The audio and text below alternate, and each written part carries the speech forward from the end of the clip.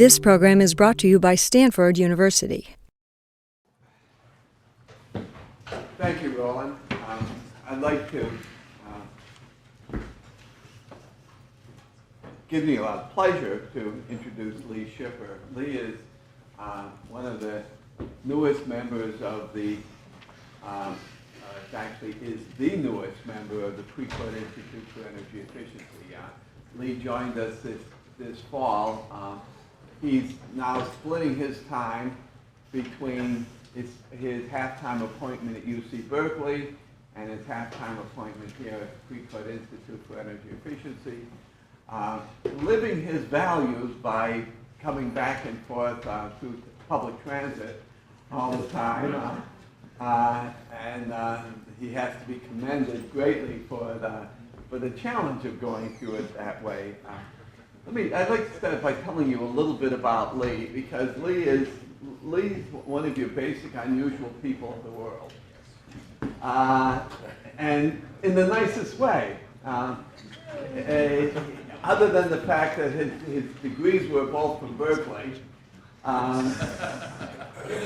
he's a bachelor's degree in music and a PhD in astrophysics. A little bit of a dichotomy, a discontinuity between undergraduate and graduate. He's among his many credits is a jazz album called The Funky Physicist, which I don't know if it's still available as a collector's item, though.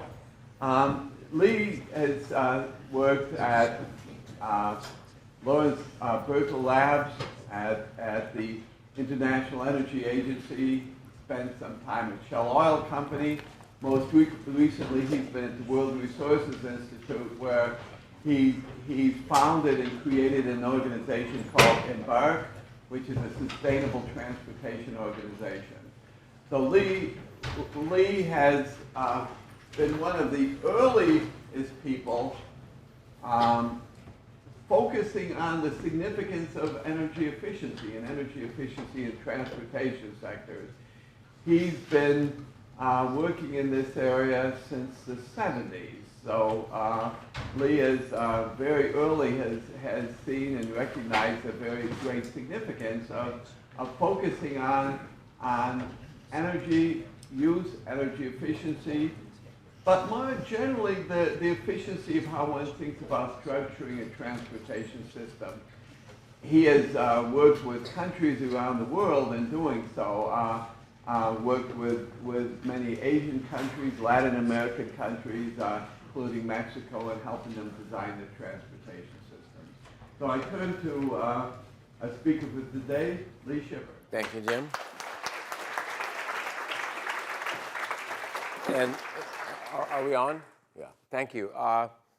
With the turnout like this, we might have to shift around the percentages of the appointment I have here in Berkeley.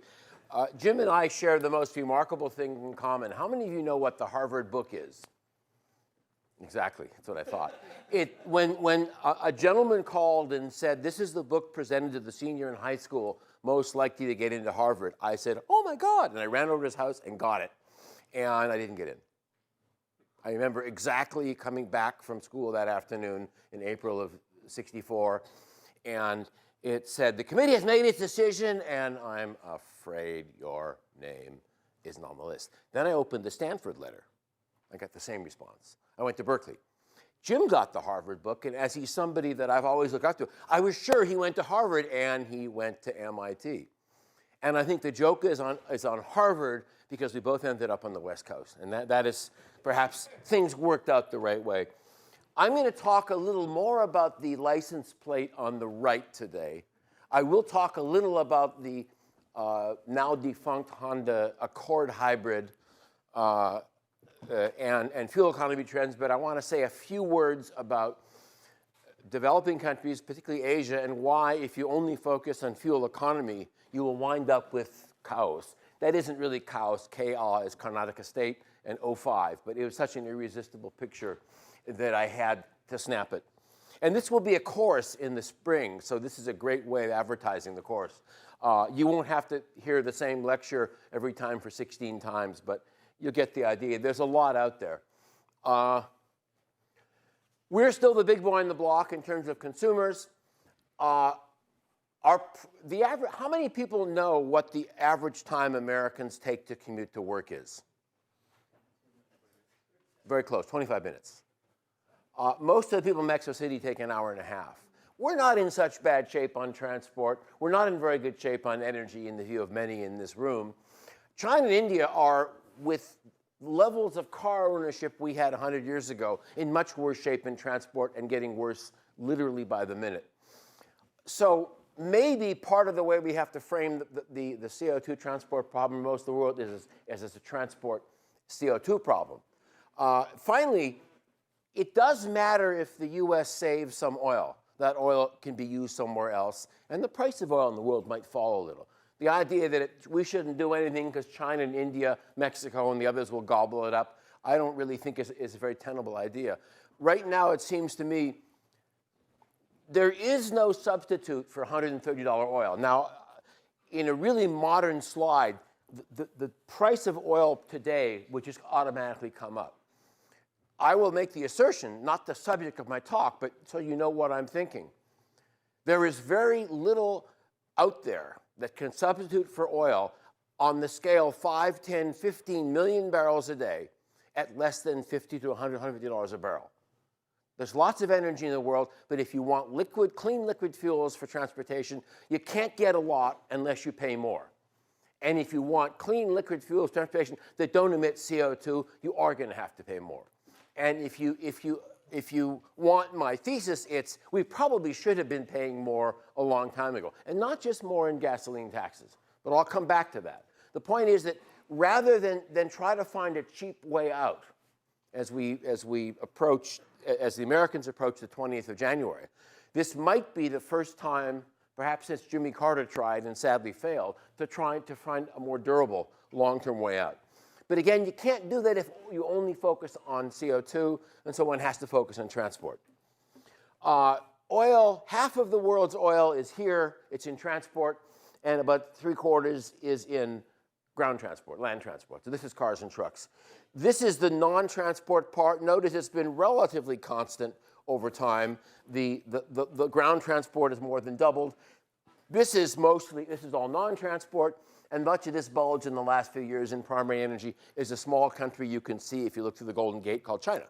And probably some of that CO2 made this nice bottle that I was given. Here's the CO2 numbers rather than the oil numbers. And again, that confirms this huge bulge in China's non-transport emissions. But you see, by and large, transport emissions have grown steadily, okay? And I'll talk a little about the developed world, and then something, if I can squeeze it in, about the developing world. One thing you have to sort of ponder is, if this is GDP per capita, and this is cars per capita, they sure tend, this is emissions from road transport per capita. Things tend to go together. The richer you are, the more you emit. But at any given GDP per capita, there's quite a difference, okay?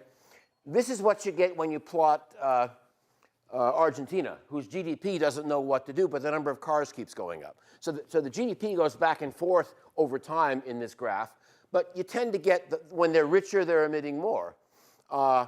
This is Hugo Chavez. This is Venezuela. GDP goes backwards and forwards way over here. Here's the US and Canada. Here is much of Europe. And you can't really see I've got Korea on here to represent the upper income Asian countries, but China and India are down there. Look at Canada looking just like the US, and then all of a sudden, they split, and they've never come back together. This is 1981 when Pierre Trudeau pulled off a magnificent, unheard of political compromise. The only country in the OECD to make a large, permanent, one-time shift in the pricing of road fuels.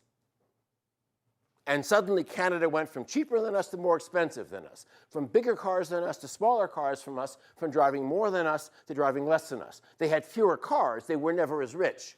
Remember, this is a GDP scale.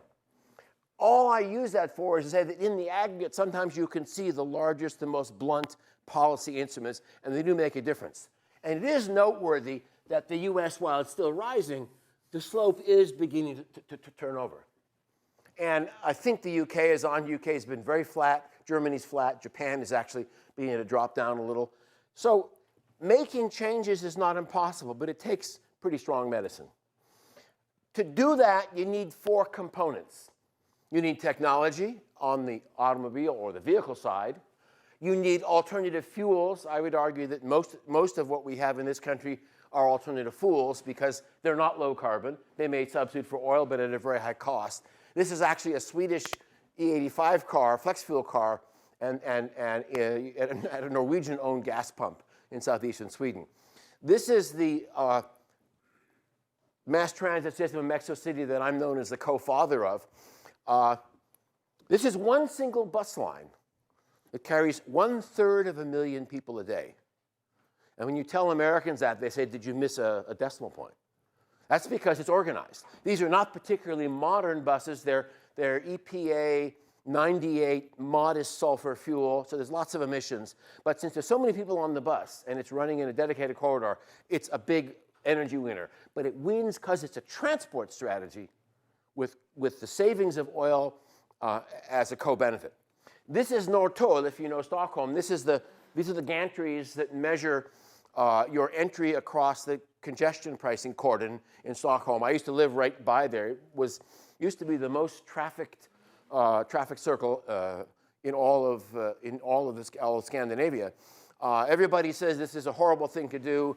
It sure has transformed London and Stockholm. And because it was introduced in 1974 in Singapore, Singapore has never experienced the chaos that most of the rest of the large cities in Asia and Latin America have experienced. So like it or not, this is something that manages the demand for transport. And all of those save fuel, but it's really only these two that we normally thinking as the ways of saving oil and saving CO2, okay? Now, I wrote a book which you can download or I can email you when I was at the IEA, which said, okay, you want to save carbon in transport? Focus on getting transport better, getting it right. That's why you do things like congestion pricing when you have problems getting across bridges or problems getting into narrow spaces. It takes a long time to see the impact. It doesn't mean you shouldn't have more fuel economic cars and lots of technology, but if you leave the transport in the way it's headed today, what you have is very efficient cars that are still clogging cities and still costing us more in time, possibly than they're costing us in fuel. When I made this slide, oil was still really expensive. It isn't right now. But in fact, at 38, let's see, we're 49, I think, today. We're a little above the real price after the oil price crash in 1986, when the world breathed and said, oh, what a relief. So one of the policy questions is, which I won't answer, is are we better off in the roller coaster price world or trying to find some world where we take charge of the price through taxes? Now, I'm going to skip some things because otherwise I'll miss my 601 bus. These are trends in fuel use per kilometer or CO2 emissions per kilometer. They're real on-road trends. They're not the thing that you read when you see the sticker.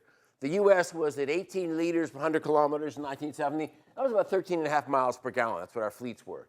And we got down, both because of higher prices for a while in the CAFE standards, and kind of fluctuated around 20 miles per gallon, and then we started to go down a little more. Now, in this is the 80% of the light trucks that we know from surveys are used as how many people have an SUV or a pickup truck as a household vehicle? Okay, 80% of the ones in this country are cars. And you have to count those, otherwise Americans have been losing cars for 20 years. Here's Japan, very close to the US, but now falling fast. A third of the new cars in Japan could fit in this space to the edge of the stage because they're mini cars, less than 660 cc's, okay? Here's Europe going down quite steadily for the last 10 years. Now, two of these regions had voluntary agreements on fuel economy, Europe and Japan. In Japan, the weight of new cars stopped going up about 10 years ago. In Europe, the amount of energy it took to move a new car a kilometer, a new car a ton kilometer, has been going down faster than the tons have gone up. In the US, since 1982, tons and horsepower have gone up as fast as the efficiency in energy per ton mile or energy per kilowatt mile have gone down. So we've had an exact trade-off in the US, just right to meet the fuel economy standards, whereas there's been measurable improvements on road in Europe and Japan. That suggests that even the voluntary programs have some impact. And what's very, very dramatic is the last couple of years we're beginning to see a real downtick, as it were, in the US. Two reasons. One, because people who bought cars bought significantly better miles than the standards specified, which I think it's fair to say is a price effect. But the standards on SUVs were raised in 2002. The president wasn't looking, and Jeffrey Runge of National Highway Traffic Safety Agency, they raised the standards, not a lot, but you can see it in the sales. So small improvement here. Interestingly enough, the improvements here came with much less relative price change than the improvement here. So it's both prices and standards, or some sort of incentive to make new vehicles look better. Now, this is important in part because there's a lot of misunderstanding about it. I've tried to graph on-road fuel economy of all the cars and the light trucks we count as cars, and I've done it in carbon and liters here. What we actually bought in the US, since I don't know exactly how many of the trucks were trucks and how many or light trucks were household vehicles and how many were your delivery trucks, we actually bought something that's a little more fuel intensive, okay? Sorry, that's the standard. We bought something better than the standard, and this is the new 2020 standard mandated by Congress, okay? After 2020, everything will get about this much on the road. This is the fudge factor to go from what the label says to what the car is likely to get on the road based on a lot of tests that actually go through that. This is an important number. Don't lose sight of that. That's something we can make go down by learning how to drive better, by improving traffic. I'm not going to talk much about it, but it can't be ignored, okay? Interestingly enough, Japan is expected to get about the same on the road because their traffic is so much worse. That is, the standard is nominally for a higher value, but traffic is so bad there that's about the same number. The Japanese sales in the last few years have been a lot better than the voluntary agreement because of a third of the new cars are these tiny mini cars. And they really are tiny. They're not as tiny as the Smart, but they're definitely in the same league. Europe is getting about 29 miles per gallon on the road. And by the way, important side thing here, when you count diesel gallons, diesel has 12% more energy. So you've got to count it with 12% fewer miles per gallon. And diesel energy has 5% more CO2 than gasoline energy. So one of the papers that I now have in the refereeing process, which I'll come to, says that when you look at diesel with its carbon content, you see essentially no energy savings in all of the much heralded dieselization in the 9 countries in Europe for which I have pretty complete data. And I'll come back to that, because that says something for all. How many of you own Priuses? One of the things that this diesel experience is telling us is that if you give too much incentive to do the right thing, you may not only have some small rebound effect, you may have a backfire, and you wind up with worse rather than not as better as you wanted. And here's the point. Here's the new Europe mandatory. 130 grams per kilometer plus 10 grams of reasonable fudge factor, which could include tires, painting the car white, sort of non-mechanical things, stuff that's not the engine and the car itself, but that could increase the fuel efficiency. And it's close to 40 miles per gallon on the road, which ain't bad.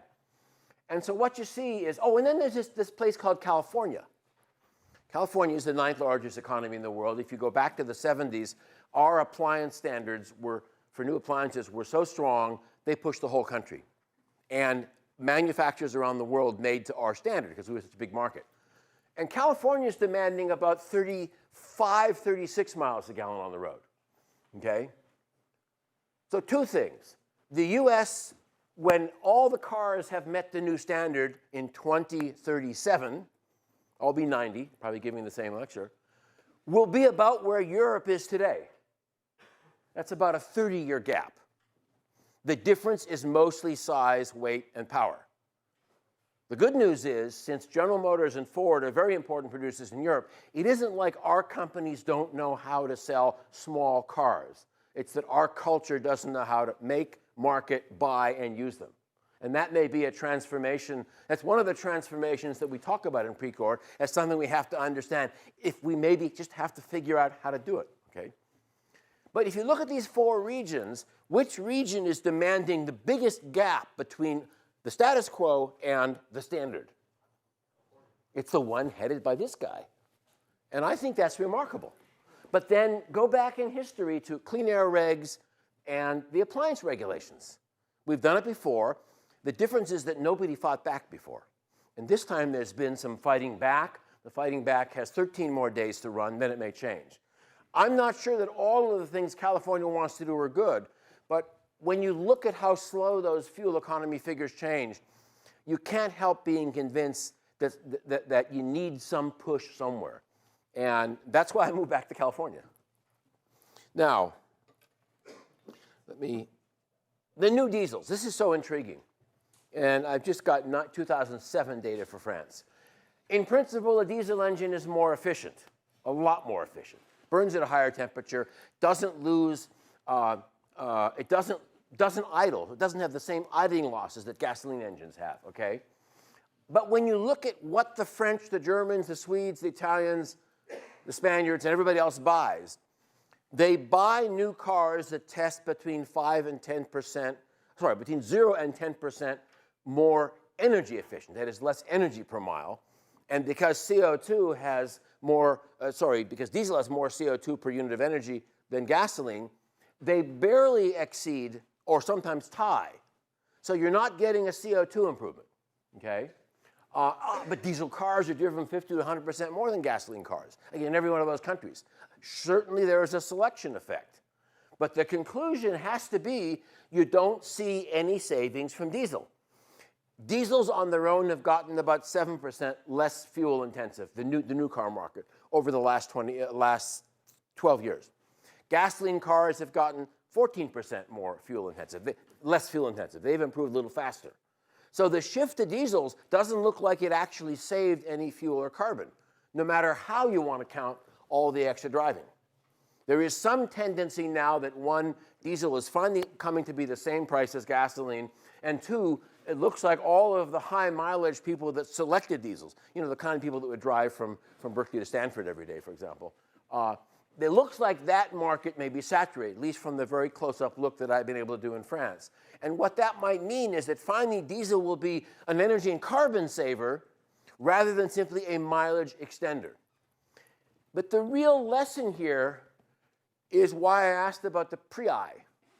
Because if you subsidize or incentivize the good things too much, where there are behavioral changes possible, you may get not simply a small rebound effect, but a whole backfire. If you have lived in the Washington, D.C. area, you know about the people who protest all of the CNG cars and the Priuses that are allowed in the HOV lanes on Interstate 395. And we have that sort of problem. And I came down, is John Kumi here? I came down one day with John and his Prius, and we sailed through the toll booth for free on Dumbarton. A commuter at 200 commutes a day at $5 a day crossing the bridge is saving $1,000. I defy somebody to tell me that the carbon externality from those savings is $1,000 a year, not to mention the fact that you're jumping the queue in driving. And so that's what I'm most worried about, is our enthusiasm to incentivize, that is, pick the winners, rather than try to figure out what are the losers, which, if you believe my introduction, is, to some extent, we don't know how much, oil and carbon. Now, the part that I think causes the US to want to pick winners is that, and I used to get in trouble when I would show a curve that says, the people in Holland and Norway drive fewer kilometers per capita because they pay the most per liter, with the diesel and the gasoline weighted together correctly, and the Americans, who pay the least, they drive the most. And well, it's not just that, because the Americans use the most fuel per kilometer and pay the least. And the Italians and the Dutch and the British pay the most and they use the least fuel per kilometer. And there's actually a very serious paper in the Journal of Transportation, Economics and Policy that I wrote with a now professor in Gothenburg 10 years ago. And it's one of the things, one of our projects at Stanford is to update this. Because we now have more countries, more diesel gasoline trade-offs, and many, many more years.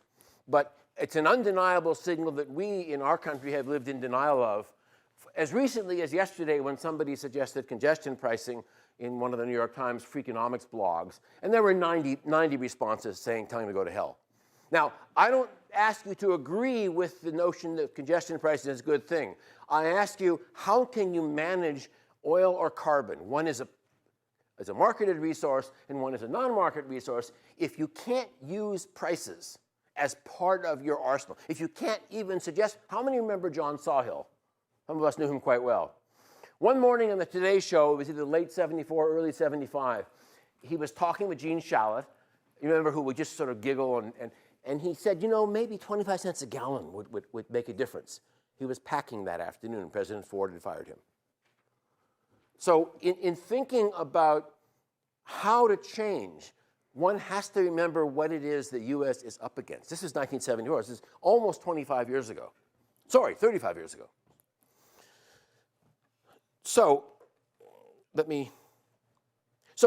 we before we move to the rest of the world, what I've done here is I've graphed total automobile light truck fuel use versus income. Again, by doing that, I kind of cheat. I get the income factor out of this. And again, for the U.S., the numbers actually go back to 1970. First oil crisis, second oil crisis. And as I asserted, the figure is kind of turning over and hasn't gotten up much per capita compared to the peak in 1973. You can say, U.S., Canada, their prices are higher, even though their incomes are lower, and they're actually more compact than we are. Most of Canada lives near the rest of Canada, and very little of Canada lives in as you will, the Canadian outback. So you've got somewhat less driving, fewer cars, and because most of our cars are made in Canada, their car fleet is tied to the way we make our cars, and so they have effectively a CAFE standard. Then you have Europe and Japan. Most of this difference here, if you will, 1/3 is fuel intensity. I didn't say fuel efficiency, because our new cars use less fuel per ton mile than new cars sold in Europe. And the rest is how much you drive per capita. And most of that difference is total yearly driving. It is not, they do all the other miles on mass transit. Mass transit is very important in Europe because Europeans live in a much more clustered way than we do. And that says that part of what's important for saving energy and carbon in the future will not just be the fuel economy differences, but also will be the way in which vehicles use and the way in which you moved around. Now, one interesting word about the pain that we've been suffering in this country. This is about where I think we were at the peak of the real gasoline prices last summer. Now, the first thing I did was that, okay, interesting. Let me translate that into how much I pay per kilometer, because I know how much fuel per kilometer the U.S. fleet uses, and I can go back to 1960 with that. And the first thing I find out is that even in the worst of the days last summer, we were below the peak of 1981, okay? And for all but 2008, we were well below the peak of 1981. Similarly, if I look at the share of household expenditures, and I should say these are all indexed to the year 2000, we were getting up to about the highest share there, okay? It's fallen way back. We're back down to about 2002. We're back down to here now. It's very dramatic how quickly it fell down. So my point is, in spite of all the complaining, we're now way below the peak again. And we were only up there for very high, but it's amazing. Mass transit ridership hit a 40 or 50-year peak. Property values closer to town were falling less than property values in the boonies. And there are other things that affect that. But clearly there was more interest in building further in. The transformation that you might expect as necessary seemed to be getting underway, and then the bottom fell out the roof was pulled out in the world oil market, and that affected our prices rather dramatically. So again, I leave that because it says that the standards are important, but the price of energy is obviously very, very important as well. Now, just to leave the US for a minute, it can't just be efficiency only. I do not believe, as I said, that there are true low carbon, like Brazilian ethanol is really low carbon. We don't yet have low carbon fuels in the quantities, millions of barrels per day. If you go on the drill website that EIA maintains, the best estimate is 500,000 barrels a day by 2030, more than otherwise. So instead of US production declining from say 9 million to 6 million, it'll decline from 9 million to 5.5 million. So yeah, there is more oil in the US, but nobody, in any honesty, expects significant quantities compared to what we're using, not even mentioning how much more it's going to grow. So some combination, something has to give, and it was starting to give, and it stopped giving. And my own belief, and I'll talk more about it, not today, but in the next 4.5 to 5 years here, is in fact the changes in which way you move around are possible, and they may wind up being desirable, okay? But let's talk a little about what I call Mal-Asia. Did anyone want to guess this city? If you've been there, you recognize by the color of the buses where it is. It's Jakarta. And these people are disgusted, and they got out and they're walking. And I've been in this. In fact, I'm, as Jim sort of alluded to, I've been in these in all the major cities of the world, and you compare them by how quickly you start to cough. I was once pinned down in a small cab in Beijing, leaking CO. It was already a bad car to be in. Pinned down between two huge buses.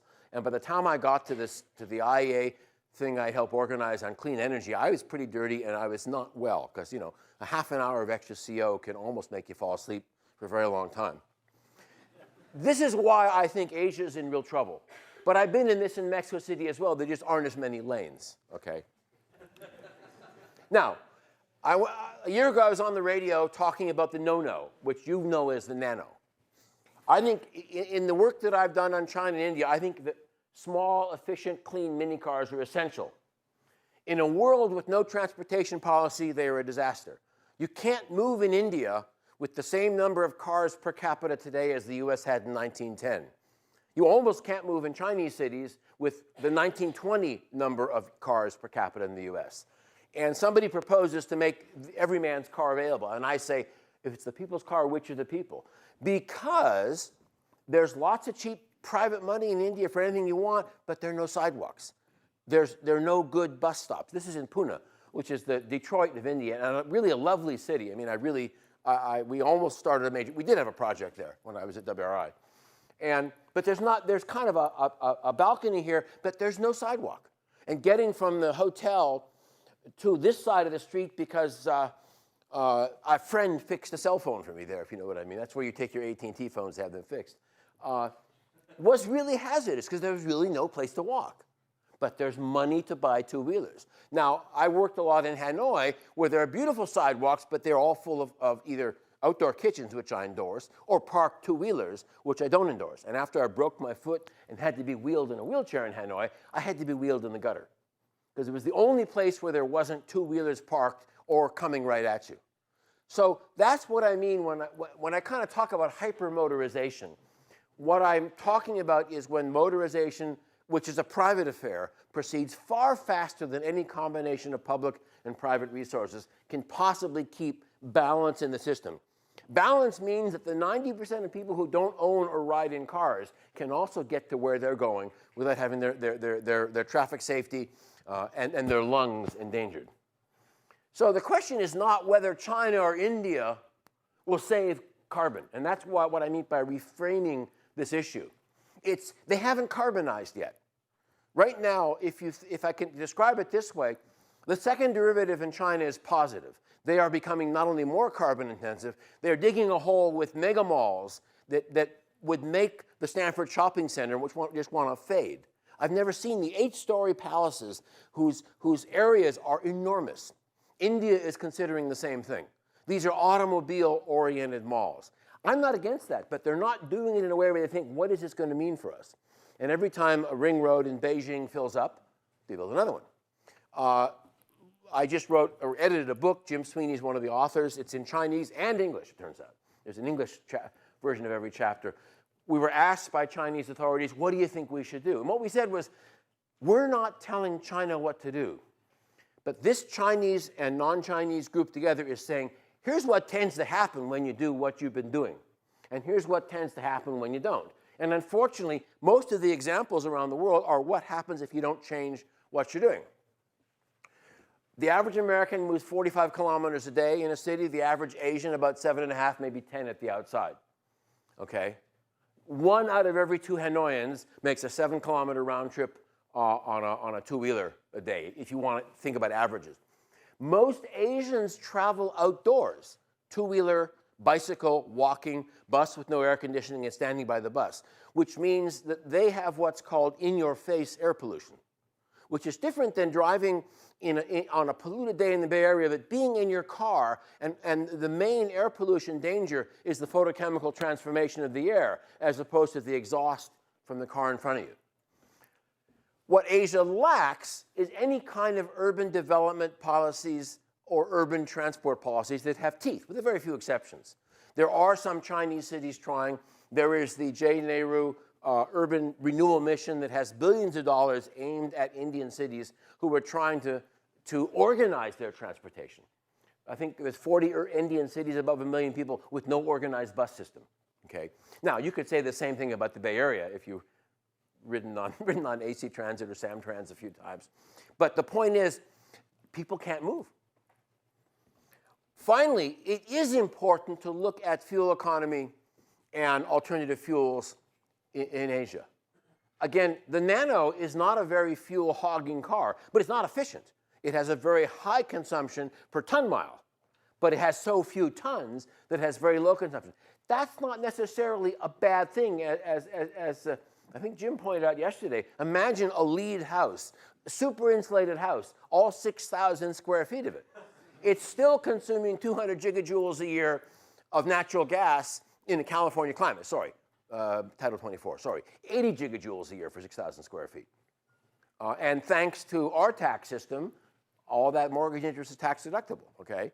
There may be reasons why we move more or we live in larger space that aren't related to energy but have a very, very important impact. And my point is that lacking strong urban transport framework in almost any Asian or Latin American city, those who have the money will move to cars and have moved to cars for whole lots of different reasons. It's hard. The Indians are seriously discussing fuel economy standards. And here's what the discussion goes like.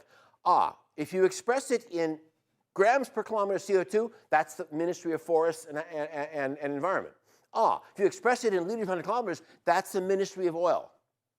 Pardon my Hindi, but what the hell do either of those ministries know about transport, about urban welfare, about traffic safety? Nothing. So the Indians have been debating for 2 years who should be in charge while there's this potential explosion in car ownership that will move way beyond the powers of those few cities that do have organized their transport systems to try to give balance between cars and other modes. So China has very interesting fuel economy standards. I may just get to point to them for a minute. But that's basically it. And again, my argument is the number of cars is set to increase by a factor of 10. Fuel economy is not going to increase by a factor of 10. Therefore, CO2 and oil use will go up. And it's not that Chinese or Indians or even Mexicans shouldn't drive.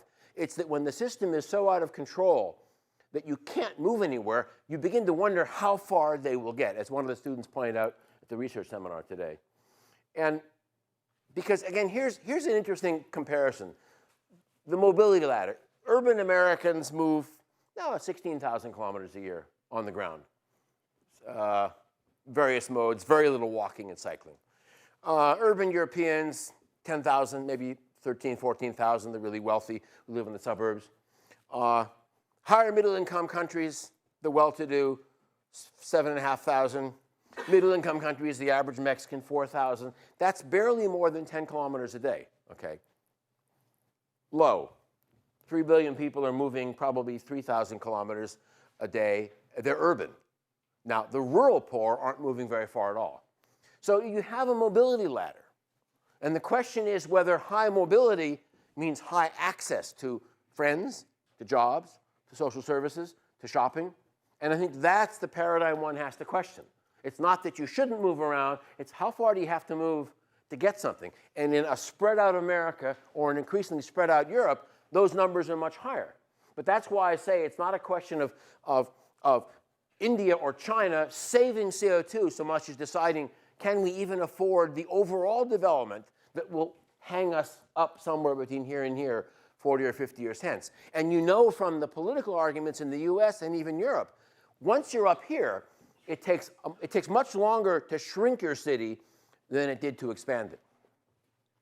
Now, I'll close with a few remarks on China. We did these scenarios. They're on the WR website. By the way, almost everything I've done here, I can send you a PDF or point you to an article that you probably don't want to read. But if you really want to read it, I'll be able to provide it.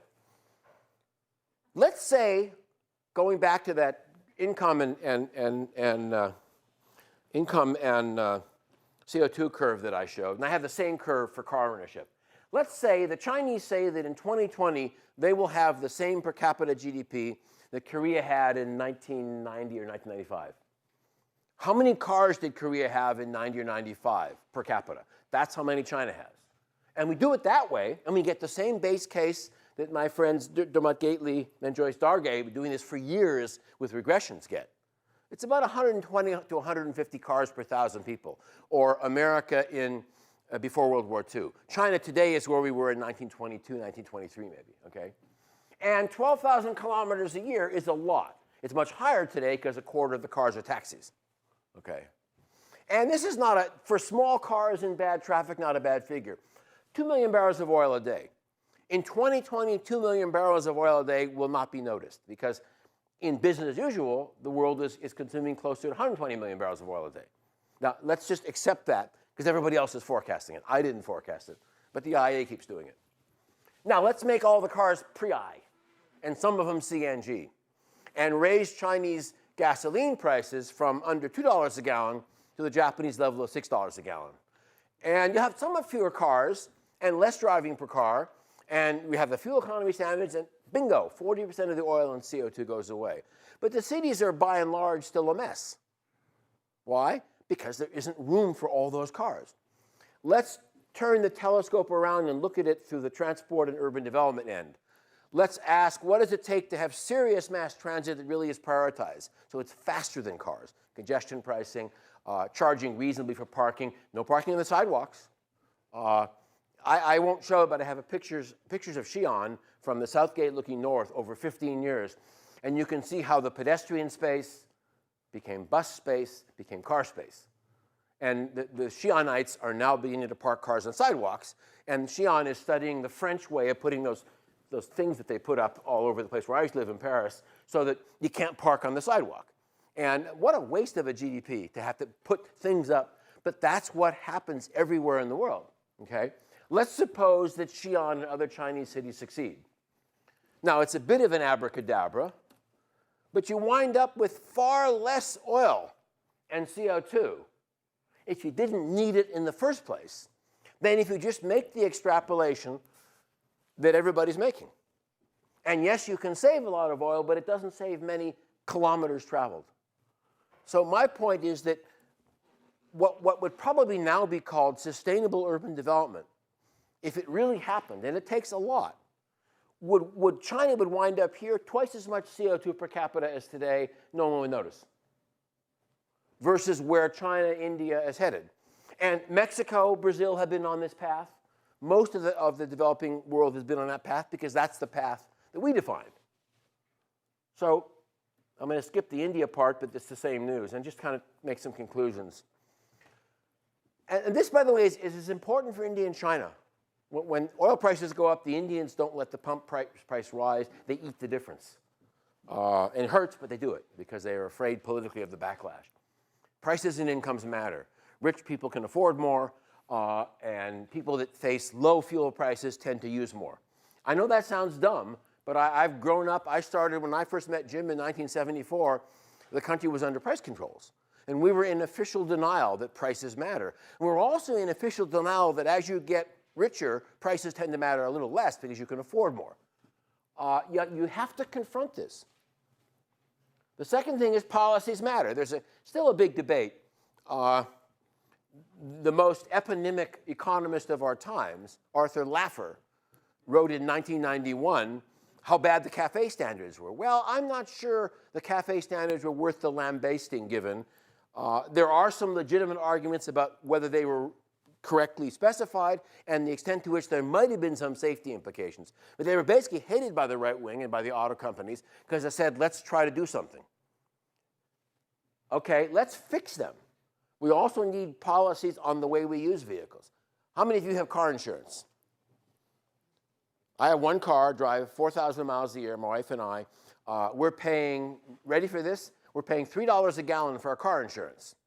You take how much we're paying per mile for car insurance and divide by miles per gallon. And you find out that we're paying far more per mile for our car insurance than we're paying. Now, some of that insurance is so that if the earth quakes and the house falls on the car, the house isn't insured, but the car's insured. But about half of it is the variable risks incurred proportional to the number of kilometers that I drive. Why don't I pay by the kilometer? It's cheap, doesn't cost much. So there are some simple mismatches here that are very hard to fix institutionally, but make a lot of economic sense. But finally, transport policy. If you go on BART, or now you see this beautiful map that looks like there's going to be, with the bridge, a ring around the bay. That ring has been there for 60 years. How come it was never built? Couldn't afford it. Wait, it was cheaper to build things 60 years ago. Why did San Mateo County not want to be in BART? Were they about to step off the edge with blinders on? That's why BART goes all the way to the west of the peninsula, then comes all the way and go to the airport. Why didn't we build an integrated transport system? And I'm not going to answer the question, and not even in my course. Maybe one of the students will find out why and get an A+. But the point is that if you only do this stuff, but you don't do this stuff, you solve, in my view, the easy part of the problem. Because this is what involves people where they live, where they work, where they move. And it's not, there's no trivial fix for that. But you can't ignore it, both because oil matters, and I would argue because carbon matters. And the second thing, which is something we will pursue at Precourt, you got to pay attention. You got to monitor what people are actually doing, whether it's using cell phones and other cheap GPS devices, whether it's having more surveys. Does anyone want to guess when the last time the nation surveyed fuel use in cars? I'll give you a hint. President Reagan removed the survey because of respondent burden. He had to try to fill one out himself. I think I told that to George Shultz, by the way. 1985. It's all mirrors. The last survey that at least figured out how far light trucks went was in 2002, and it died. It wasn't funded for its 2007 renewal. Right now, we are fielding a very large survey, including a huge extra sampling of the great state of California, what's called the National Household Travel Survey. And when it's done, our friend Mark Schipper, no relation to me, will, from the make and model of every car owned by anybody surveyed, impute the gasoline use. But you got to guess what that fudge factor is. It would seem to me that a country spending, let's see, at even at $50 a barrel, we're spending $100 million a day on gasoline. It would seem to me we could spend $3 million every other year to understand how much fuel we use through decent surveys. It just would seem to me kind of an important thing. So we need a lot of monitoring. We have to understand the political issues. There are legitimate problems for those who can't afford to pay more for fuels. There has been a 51-year fight over energy. Jim and I are old enough to remember the beginning of it, at least the beginning in the early 70s. And there's also a new issue, which is what do you do with the car industry that may or may not be up for this? So we can't just solve this as a transport and a CO2 problem. There are some very, very big, I would argue, social and industrial constraints that also have to be understood. And finally, what about what I call NIMBY? This is North Berkeley BART. We communists of Berkeley voted that in exchange for you, the Bay Area, giving us the North Berkeley BART, we wouldn't let you even put up a live newsstand. There shall be no development around a node in a system now worth $10 billion. That is insane. Even staid peninsula communities, there are actually little gas stations and cafes around all the Caltrain stops. And the number of people that lost their homes to parking lots. And this picture was taken years ago. It's still that way. And Berkeley is finally being able to infill so that student apartments are right across the street from campus. But it's taken a huge struggle. And Berkeley is by no means the worst. This is not a trivial problem. So there are all kinds of issues that I would call paradigmical about the way we develop that are much broader than just saving a few molecules. I think the globe is going to slow down, unfortunately right now for economic reasons, but the broader challenge that the globe faces is not going to go away. Everybody says the investments in green energy are going to die because of the recession. I think that's misguided. In fact, sadly, because of the recession, the pressure to do things quickly is actually off for a while, and that's better, because I think doing things quickly, particularly when it involves transport, energy, motor vehicles, doesn't get much done. Consequently, and by the way, hopefully we might be able to see where we haven't done all of the best things, and the developing world can learn differently. Right now, I can't look, I met the Chinese CO2 negotiator, the top guy last year and a half ago, and his first statement to the small group was, you Americans have to change. Never mind that the numbers show we're changing slowly in the less CO2 direction and China is changing rapidly in the more CO2 direction. The perception is correct. And so the hope is that this will be a Stanford Precourt product, which not only absorbs all its own CO2, that's what I discussed with Lynn yesterday, but the stuff that grows on it will then be transformed by his energy project into more fuel. I have to acknowledge the support of the Shell Foundation. There is a bit of a bias here. I say that in front of a largely Exxon crowd, I guess. But the fact is that the people that, when we started doing Embark, people said, you can't take oil company money. And 40,000 tons per year of CO2 later in Mexico City, they finally realized that sometimes even the private sector is very serious. And we were very happy to do this. And what was ironic about this is that Shell can't operate in Mexico because it's not Pemex. So its actual interest might be in developing liquid natural gas. But I think rather than wait around for these to appear on the streets, I think what we'll do is try to absorb over the next, hopefully over the next years that I'm here, some of the ideas here, develop them, and before I give my last talk in 4.5 years, I'll be able to show all the slides that everything is fixed. Thank you very much.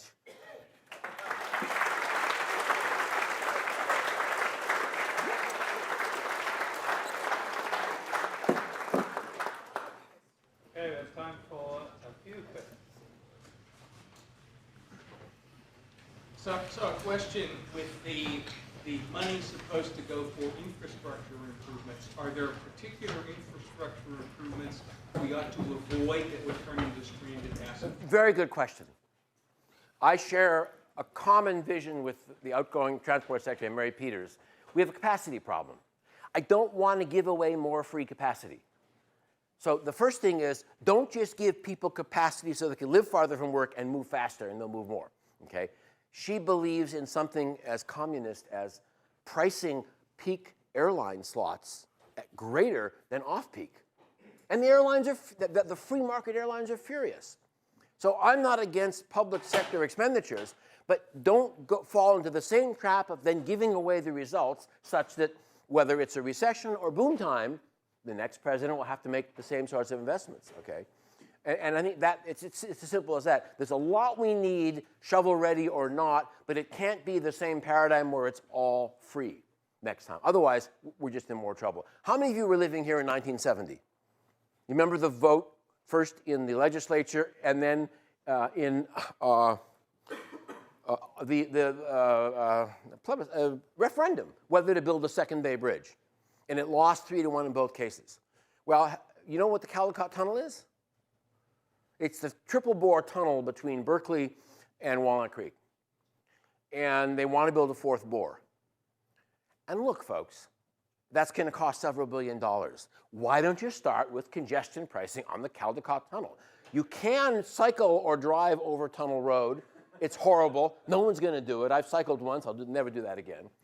The point is that how do you explain to society that it's really cheaper to charge $3 at peak to go through the tunnel than to have OPM? Remember that word, OPM. Everybody say OPM.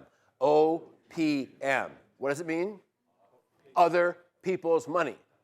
So it's not that one is against infrastructure, but when you don't charge for using it, you don't charge those who are causing it to fall apart. You undertax your gasoline, your road use. Then you're always going to be like the image of, there was a time when, on a Disney comic, Goofy, my inspiration, was in a marching band. And he got Pluto to wear his bass drum. And the incentive for Pluto to march forward was he hung a fishing rod over the bass drum with a hot dog. And so Pluto marched along. And I'm trying to get that from our Disney friend who's on the Precourt board. That's the way infrastructure works in the US. And that's, in the most literal terms, unsustainable. My fear is, and I know some of the people involved, is we'll get lots of that because that's always what we've had shovel ready.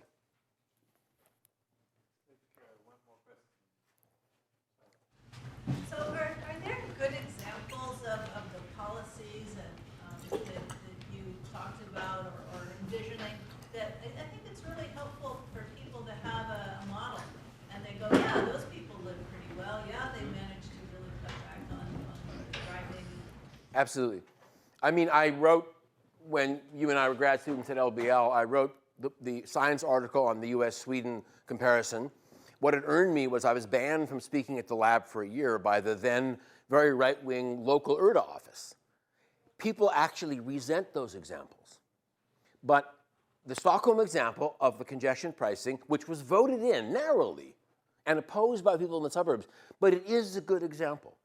And I think it's a better example than London because they learned some of the things that were not well done in London's case of congestion pricing, just technical things because London was in such a hurry. I would say Singapore is a good example, but then you used to be able to get in trouble for chewing gum on the subway there, so it might be a little too far.